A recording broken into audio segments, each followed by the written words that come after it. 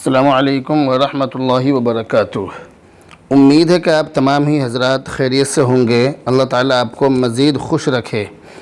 آج میں آپ کے سامنے ایک چیز یہ پیش کرنے جا رہا ہوں کہ بہت سارے لوگ خواب دیکھنے کے سلسلے میں بہت زیادہ تشویش میں مبتلا رہتے ہیں۔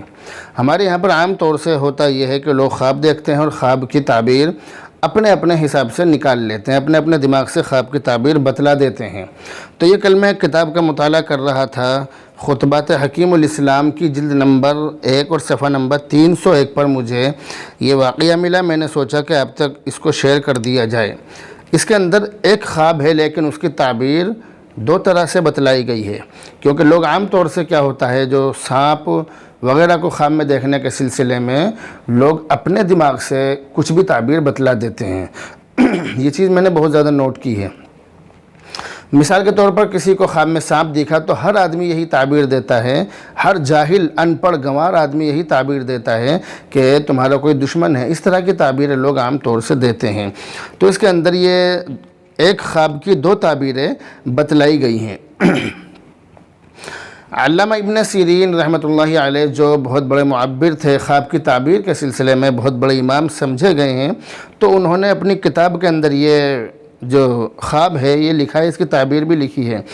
تو خواب یہ ہے کہ ایک شخص حضرت علامہ ابن سیرین کے پاس آیا اور آنے کے بعد اس نے یہ کہا کہ حضرت میں نے خواب دیکھا ہے کہ میری چارپائی کے نیچے آگ کے انگارے دہک رہے ہیں، کیا تعبیر ہے؟ تو انہوں نے کہا کہ جلدی جاؤ۔ حضرت نے فرمایا جلدی جاؤ اور گھر سے بیوی بچوں کو نکال دو، تیرا گھر گرنے والا ہے۔ وہ دوڑا ہوا آیا، گھر سے بیوی بچوں اور سامان کو نکالا تو ڈیڑھ گھنٹے کے بعد پورا مکان اس کا گر گیا، نیست و نابود ہو گیا۔ یعنی 1.5-2 گھنٹے کے بعد وہی تعبیر بہو پوری ہو گئی جو حضرت علامہ ابن سیرین رحمۃ اللہ علیہ نے اس شخص کو بتلائی تھی۔ 4-5 مہینے کے بعد ایک شخص پھر آیا حضرت کے پاس، اور آنے کے بعد اس شخص نے، جو دوسرا شخص 4-5 مہینے کے بعد آیا، اس نے آ کر حضرت سے وہی خواب بیان کیا کہ حضرت میری چارپائی کے نیچے انگارے دہک رہے ہیں۔ یہی خواب 5-6 مہینے پہلے ایک آدمی نے بیان کیا۔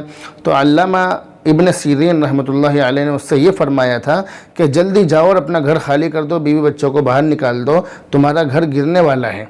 5-6 مہینے کے بعد وہی خواب جب ایک شخص نے آ کر بیان کیا تو حضرت نے فرمایا، ایک شخص نے آ کر بیان کیا کہ میری چارپائی کے نیچے آگ کے انگارے دہک رہے ہیں، تو حضرت نے فرمایا کہ جلدی اپنے گھر جاؤ اور جا کر کھدائی شروع کرو، تمہارے گھر میں خزانہ نکلے گا۔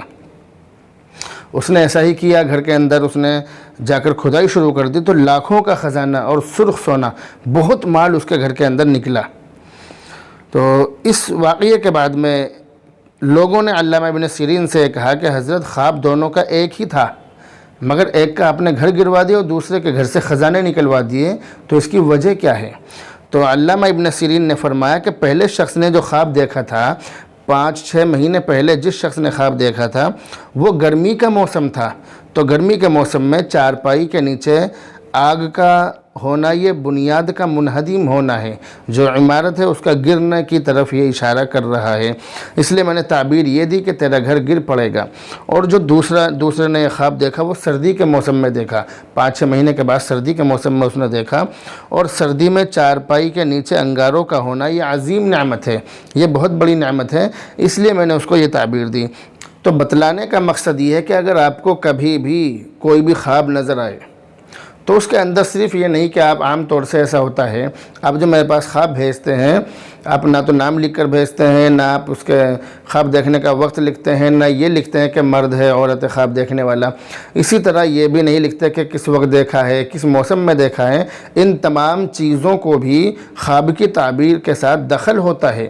اس لیے آپ جو بھی خواب دیکھیں اس خواب کی پوری ڈیٹیل اگر آپ لکھ کر بھیجیں گے تو اس میں آپ کا ہی فائدہ ہے۔ اس بات کا بھی دھیان رکھیں کہ اپنے خواب ہر ایرا غیرہ نتھو خیرہ کے سامنے ہرگز بیان نہ کریں، اس بات کا خاص دھیان رکھیں، کیونکہ لوگ عام طور سے اپنا خواب کبھی بھی کہیں بھی کسی بھی موقع پر ذکر کر دیتے ہیں اور وہ اس بات کا قطعاً دھیان نہیں رکھتے کہ یہ خواب اس کے سامنے بیان کرنا چاہیے یا نہیں۔ یہ ہماری بہت بڑی غلطی ہے۔ بہرحال اللہ رب العزت سے ہم دعا کرتے رہیں کہ اللہ رب العزت ہم سب کو ہدایت نصیب فرمائے، دین پر عمل کرنا ہمارے لیے آسان فرمائے۔ بہرحال اب آپ سے رخصت ہوتے ہیں، دعاؤں میں یاد رکھیں۔ السلام علیکم ورحمۃ اللہ وبرکاتہ۔